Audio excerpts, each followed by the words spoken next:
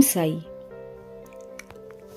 इसके पहले वाले वीडियो में हमने कुछ ऐसी कथाएं सुनी जिससे यह स्पष्ट प्रतीत होता है कि गुरु कृपा ही केवल एक किरण ही भवसागर के भय से सदा के लिए मुक्त कर देती है तथा मोक्ष का पथ सुगम करके दुख को सुख में परिवर्तित कर देती है।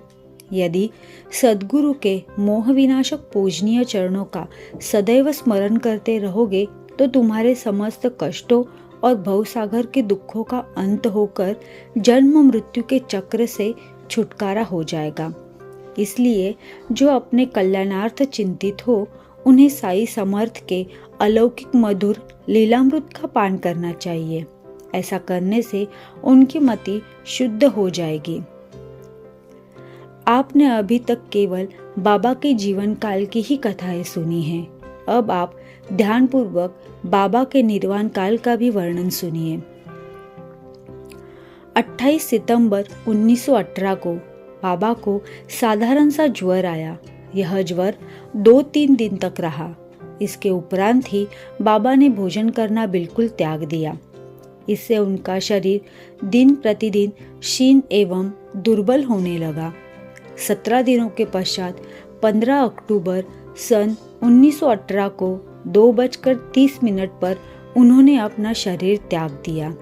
यह समय प्रो जी के नार्के के तारीख 5/11/1918 के पत्र के अनुसार है, जो उन्होंने दादा साहेब खापर्डे को लिखा था और उस वर्ष की साई लीला पत्रिका के 7-8 पृष्ठ पर प्रथम वर्ष में जो प्रकाशित हुआ था उसमें है।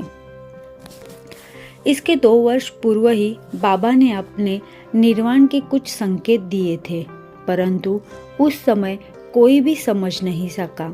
घटना कुछ इस प्रकार है।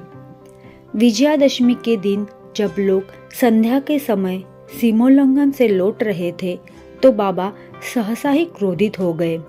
सिर पर का कपड़ा, कफनी और लंगोटी निकालकर उन्होंने उसके टुकड़े टुकड़े करके जलती हुई धूनी में फेंक दिए। बाबा के द्वारा आहुति प्राप्त कर ध्वनि द्विगुणित प्रज्वलित होकर चमकने लगी और उससे कहीं अधिक बाबा के मुखमंडल की कांति चमक रही थी। वे पूर्ण दिगंबर खड़े थे और उनकी आंखें अंगारे के समान चमक रही थी। उन्होंने आवेश में आकर उच्च स्वर में कहा कि लोगों, यहाँ आओ। मुझे देखकर पूर्ण निश्चय कर लो कि मैं हिंदू हूँ या मुसलमान। सभी भय से कांप रहे थे। किसी को भी उनके समीप जाने का साहस न हो रहा था। कुछ समय बीतने के पश्चात उनके भक्त भागोजी शिंदे, जो महारोग से पीड़ित थे, साहस कर बाबा के समीप गए और किसी प्रकार उन्होंने लंगोटी बांध दी और उनसे कहने लगे कि बाबा, यह क्या बात है देव, आज दशहरा यानी सीमोल्लंघन का त्योहार है। तब उन्होंने जमीन पर सटका पटकते हुए कहा कि यह मेरा सीमोल्लंघन है। लगभग 11 बजे तक भी उनका क्रोध शांत न हुआ और भक्तों को चावड़ी जुलूस निकलने में संदेह होने लगा।